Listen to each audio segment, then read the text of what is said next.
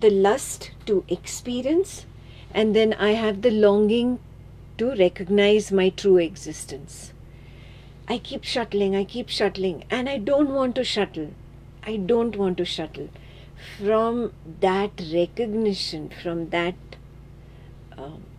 wanting, the yearning to not shuttle, comes this request of the consciousness to the consciousness. That is what is verse 15. Yeah? Now let's see what consciousness is requesting itself. Now please see, there is poetry here, so they have poetic license. I will explain the poetry part also, and I'll explain what it truly means. The sage who was writing was trying to convey something, and I'll explain that also. So, verse 15. Hiranmayena patrena satyasya pihitam mukham tatvam pushana apavrano satya dharmaya drishtaye. Literal meaning, the literal translation is, the face of the truth is concealed by a shining golden light or shining golden vessel. Please remove that covering and reveal the truth. O nourisher. Pushan is nourisher. Now, who's the nourisher here? On the Advaita Vedanta path, there is only pure consciousness. Yeah? So, we are not calling any external world nourisher here. We are not really calling an external world sun here, because the sun is called the nourisher in the waking. Poetic license to use such words in verses so that they rhyme and they are easy to memorize. And that was the reason why all Upanishads had this kind of rhyming poetry. But the true meaning that the sage is trying to convey here is that, oh, this shining, dazzling waking world and dream world, and then that little bit trailer of deep sleep where all this is absent, all this is blinding me. It's not letting me move towards my nature of existence, or to recognize my true existence. I need to turn inwards, and this light is blinding me. Please remove this light. At least give me a break from it. It's like a request to oneself. Yeah, because by this stage there is a recognition, I am only consciousness in motion. I am projecting everything out of my own desires, and I am only consciousness at rest.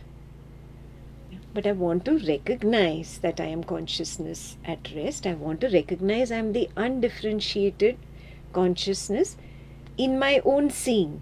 I don't want to believe the Upanishad. I don't want to believe Ekta. I want to see. I'm not saying that they are not right. They saw, but their seeing is not my seeing. So, I want to see. Have you arrived at this mumukshu level? Yeah? I want to see. I agree the sage sees, but if I just believe what the sage says, that becomes borrowed knowledge. I have borrowed it from him. Borrowed knowledge does not satisfy me. I want my own insight, personal insight. I want to see.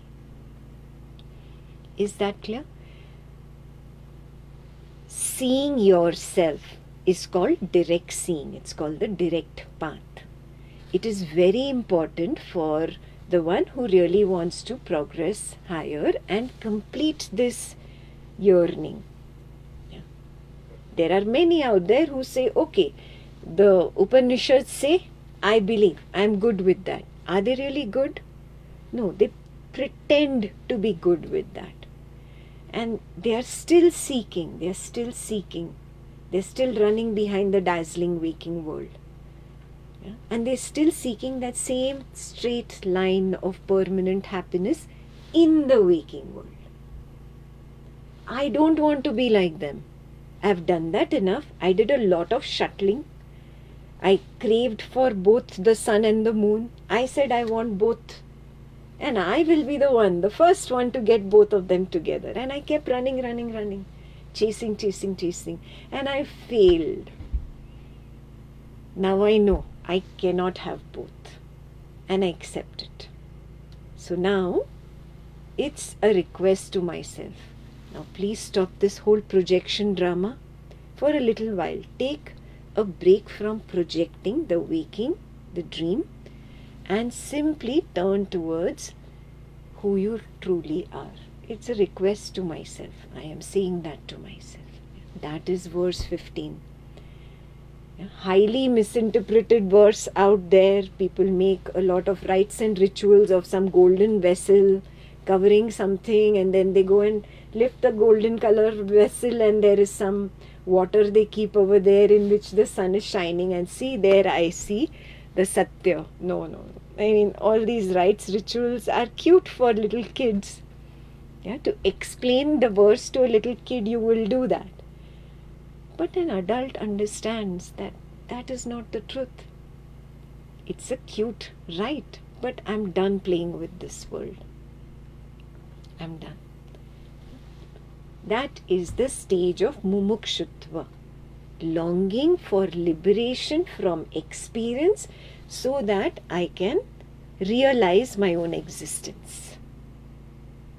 That's the full definition of mumukshutva.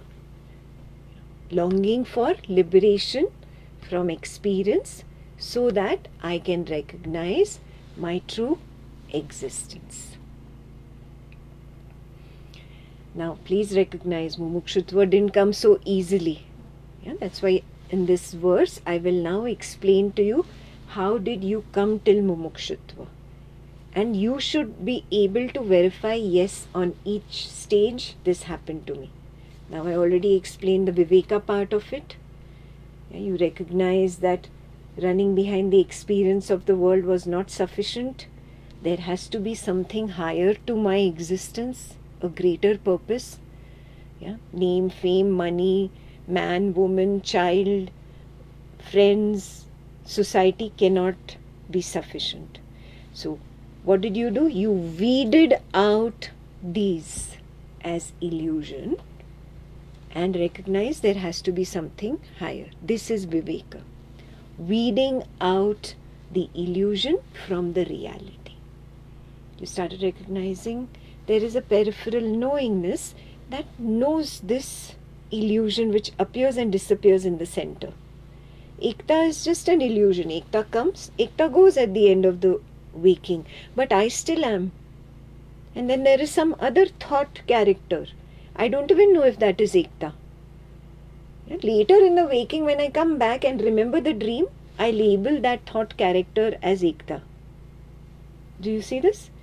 In the dream, there is no name over there. You're carrying a big board with your name written there. No, there is some thought character and thought world, and the peripheral knowingness is knowing that. This is very clear. Yeah? So when you are able to separate out the two, that which is center stage is the illusion dancing and trying to enamor me, and that which is at the periphery, knowing the center stage, that is my reality.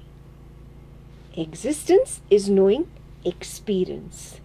Now can we empty the stage for a little while? Is the prayer or the request to myself.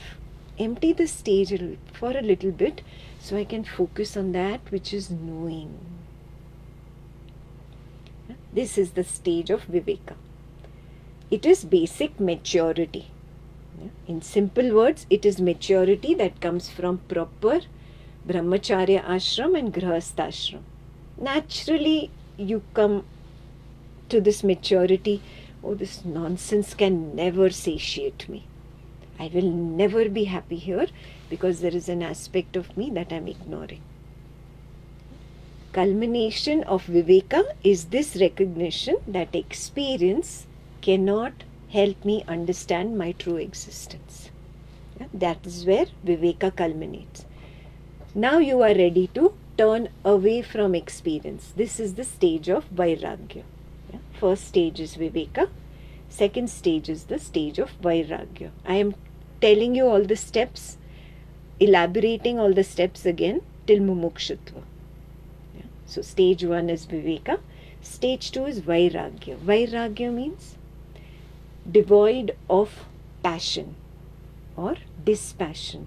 Now I recognize this experience cannot give me the peace, the stillness, the happiness that I'm looking for. So I turn away from it. Not that I leave the world. Ekta is still in the world. Yeah, she's a householder like you. Yet she has realized it. How? Because she has taken a break from the experience. I turned away from it and I said, give me a break. There is something higher. I need to pay attention to that.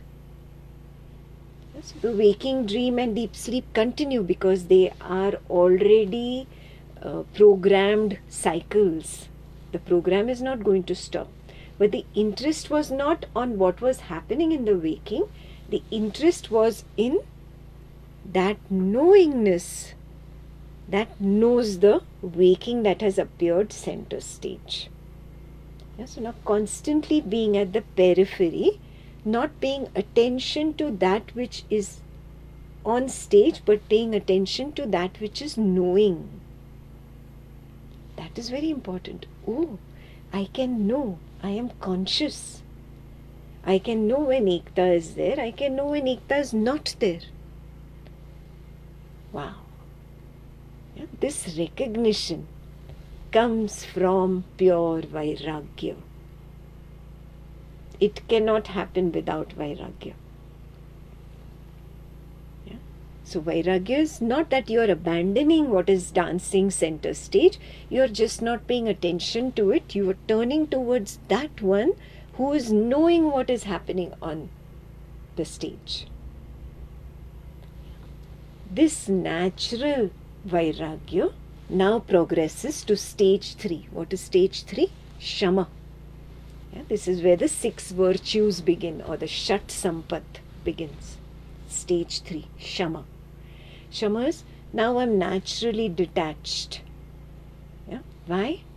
Because I saw something higher there. I recognize I'm conscious, I know.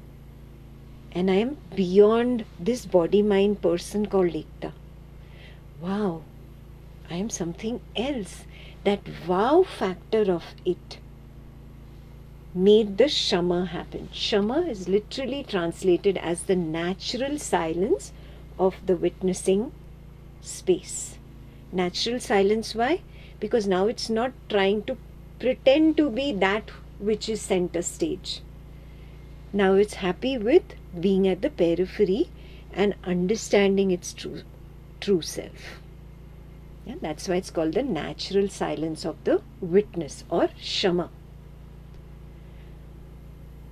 Now the Shama deepens so much that when on center stage, Ekta notices, oh, I'm not getting attention from the witness, she's trying to take my attention away.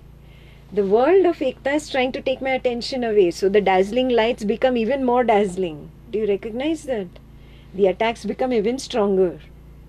Yeah? Name, fame, money, friends, love, relationship, this, that. Dazzling, dazzling, dazzling lights. But now you realize I've become a master of the senses. That is the stage number 4, Dhamma. Oh, I don't give in to the temptations of sights, temptations of sound, temptations of smell, temptations of touch, temptations of taste. Aha, Dhamma. Yes, that is what happened to you on this path at stage number 4. You maintained your peripheral witnessing despite all the dance that happened in the center. Despite all the dance that happened in the center. Yes. So the stage 4 culminates at recognizing, see, I've become the master of the senses. Sometimes I do slip. Yes, sometimes I do. Something is very enamoring, major attachment of the son or daughter, major attachment with some parent or something. There is a slipping happening. Not that I've completely gotten there. But I've recognized there are so many other aspects where I was a slave of the senses. And now I have mastered it. Yeah, that is stage 4, Dama. Yeah, the stages are clear. Yeah. 1 is Viveka, 2 is Vairagya, 3 is Shama, 4 is Dama. Yeah, Shama, Shat Sampat, or the 6 virtues have started. Before I move to Titiksha, somebody sent a message that I am choppy, audio video is going in and out, is it? Or is everybody good? Okay, so the one who sent the message, maybe you need to log off from Zoom and log back in. It's happening at your end.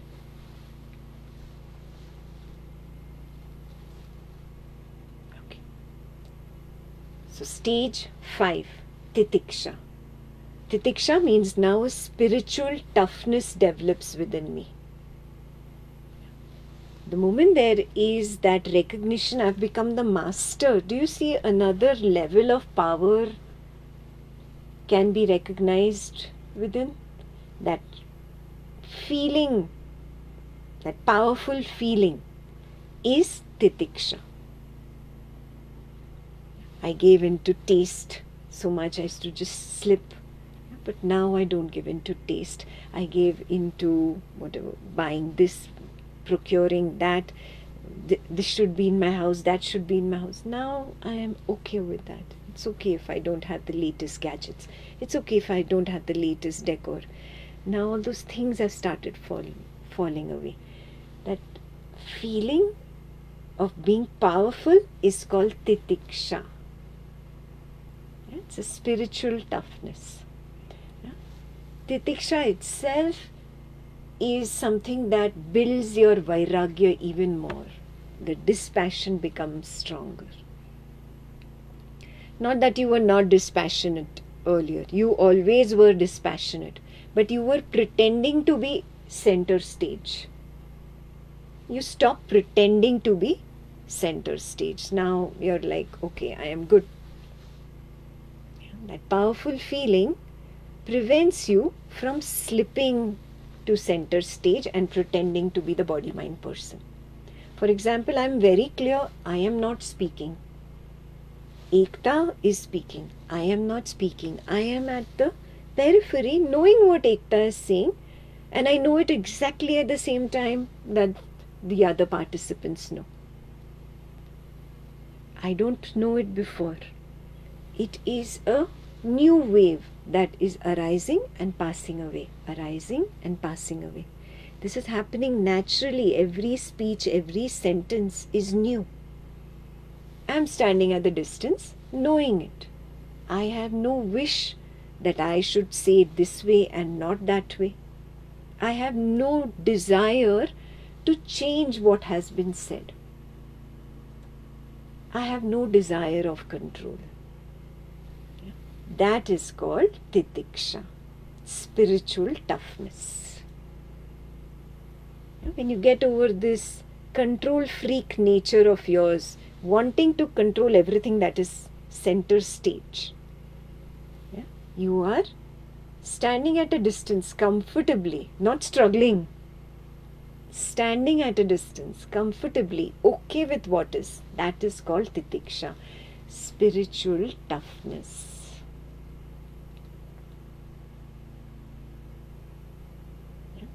Now you are getting your feet wet in consciousness at rest. That is why you are not slipping back onto the center stage again and again.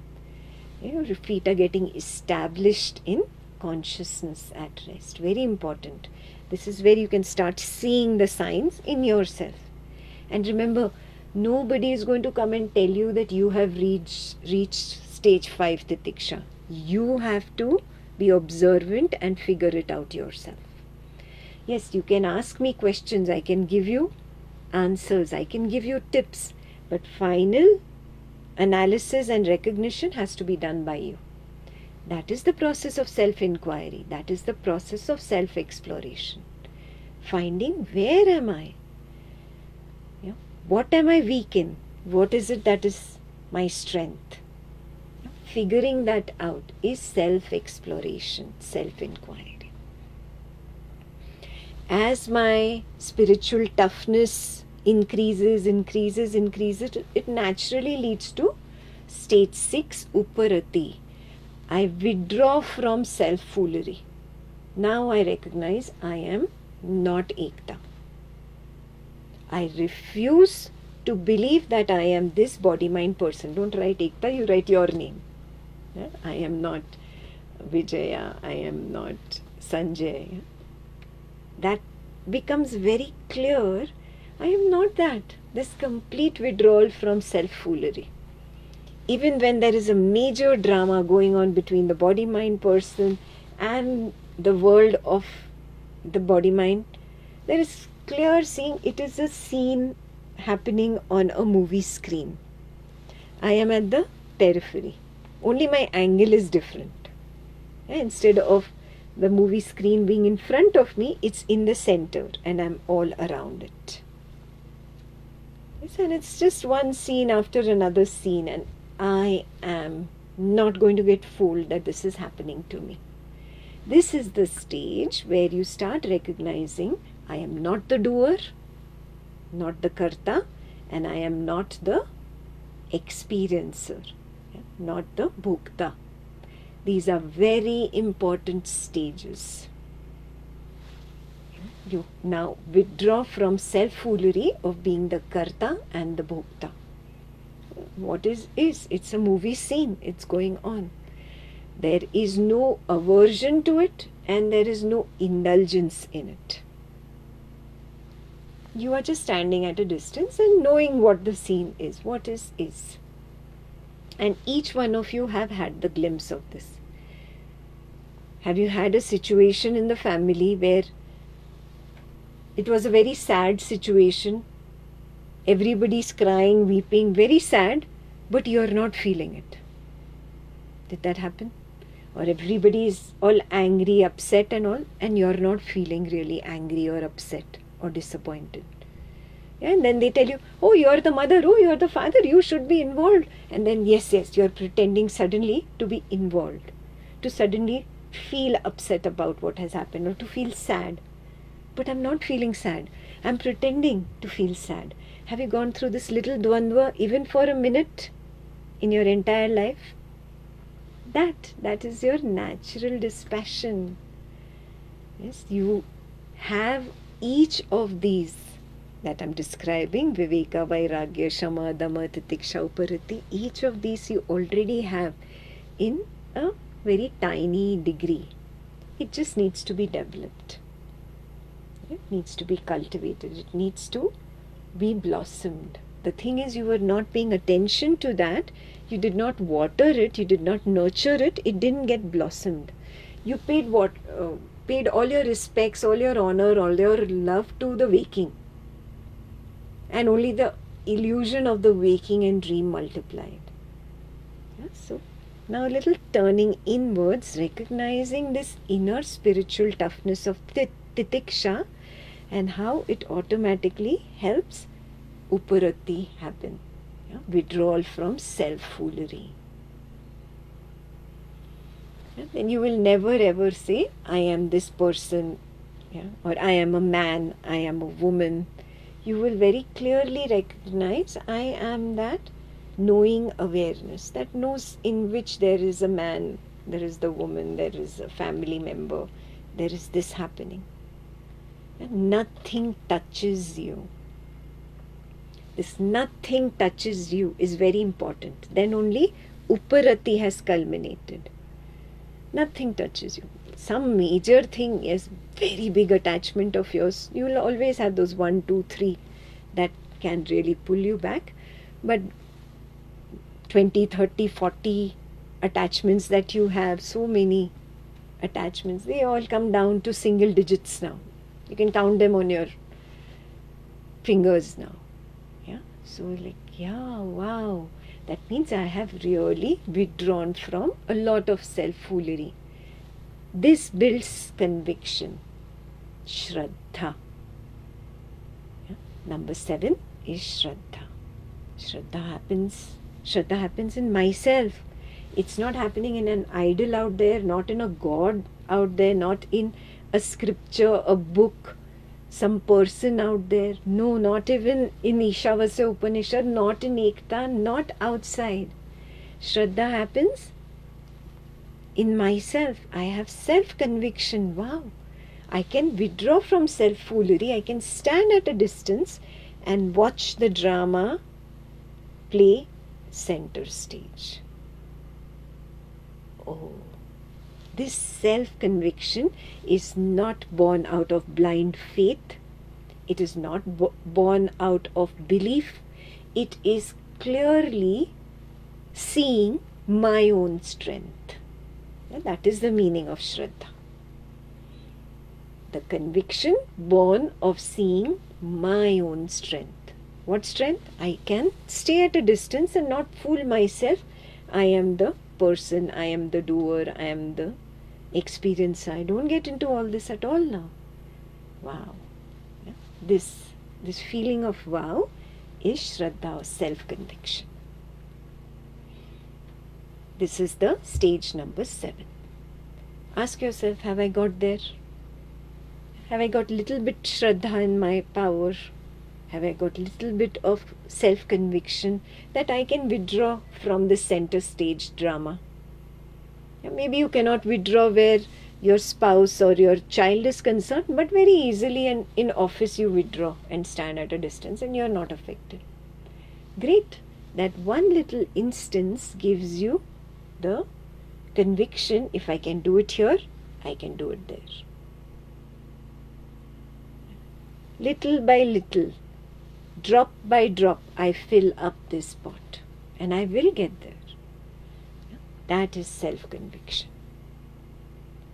Now what happens when drop by drop, drop by drop, drop by drop, I fill up the entire pot? I come to a point where I come to stage number 8, Samadhan. Yeah, Samadhan is what? Now I've renounced this illusion. Now I am one-pointed in the nothingness and nobodiness of witnessing awareness. Yeah. It's not made of a solid object called the body. It's not even made of thought.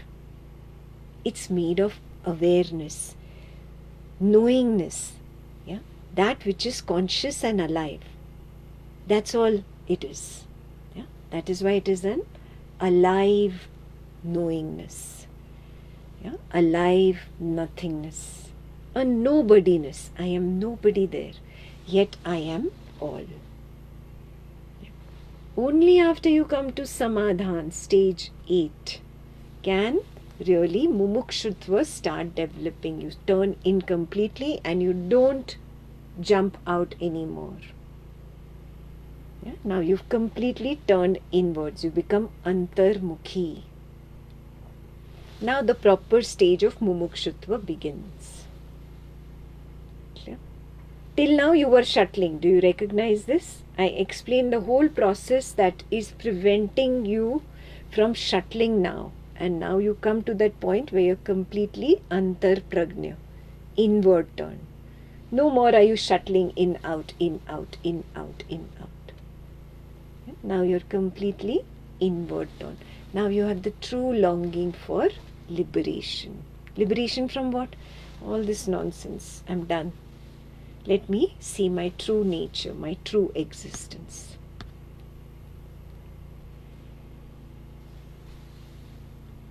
So the seeking that was externally focused in name, fame, money, friends, even religious objects, rites, rituals, all this is external. Even collecting spiritual knowledge from Ekta, from the Ishavasya Upanishad, all this is external. Now I have turned inwards where I want to recognize it within. I may take tips from the outside, but I'm not stuck here. I'm not attached here. That's why I tell you never to get attached to anybody in the waking world. There is no external guru. Not even Ekta, not even the sage who wrote Ishavasya Upanishad. There is no external guru. There is only one guru, and that is within. Yeah? The one that propelled you to turn inwards and stay there. The one that increase your mumukshutva level to that point where now you don't slip anymore. That is the internal guru. That is the only guru you must follow. Yes, you take tips from this world. This world was meant to give you the tips and teach you that there is no happiness here. Once you learn there is no happiness here, you must not even get attached to Ekta because she taught me there is no happiness here. Arey, now you're getting attached again. So no attachment at all. Turning within, being within and recognizing, maybe in Samadhi, maybe in Swapna Nidra Jnana Sadhana. They feed into each other. The journey from mumukshutva onwards happens only in Samadhi or in Swapna Nidra Jnana Sadhana. You can get tips from the external world, but an attachment to the tip giver will pull you out. So no attachment. You take the tip, be very selfish about it. Just take the tip, now turn inwards. Yes, no attachment here. Yes, love, respect, compassion, all that is there, but no attachment. I am dispassionate. I turn within and I dive within. Only the completely inward turned seeker can truly go into long samadhi. And if you're not able to go into long samadhi, there you have your answer. There's something that I need to work on. Yes, and those who've started going into long samadhis, we are meeting twice a week, I think 3 times a week. So fantastic. You go deeper and deeper within and find your true self. Okay. So recognize this verse 15 was Jagrit Avastha still. You were shuttling, and now you recognize you've turned inwards. So all the teachings here in verse 15 are Jagrit Avastha teachings, Bahir Prajna. When you turn out towards a spiritual mentor, take the tip and now you start turning inwards. Which means verse 16 onwards will be the inward turned wisdom. You were engaged in the golden play of phenomena. Now you're done with the phenomena of perception, sensation, thought and feeling. You're done with name and form. You're turning towards namelessness and formlessness. Yeah? You were engaged in multiplicity. Now you're turning towards oneness. These recognitions are very important. Multiplicity, name and form, all this perception, sensation, thought and feeling phenomena, all this was that golden covering, that glow that was blinding me. It was not allowing me to see the truth. Now the interest in that has diminished, so the glow has diminished and now I can see. Yeah. So this is still Jagrit Avastha wisdom. Yeah. So those who are doing waking, dreaming, deep sleep sadhana, this is all the waking wisdom, falls under Jagrit Avastha. All clear? So you are saying to yourself, remove the dazzlement of the phenomena, so I turn within and recognize my true nature of existence. This is verse 15. Before moving on to verse 16, we'll again take a 5-minute bio break and settle down again.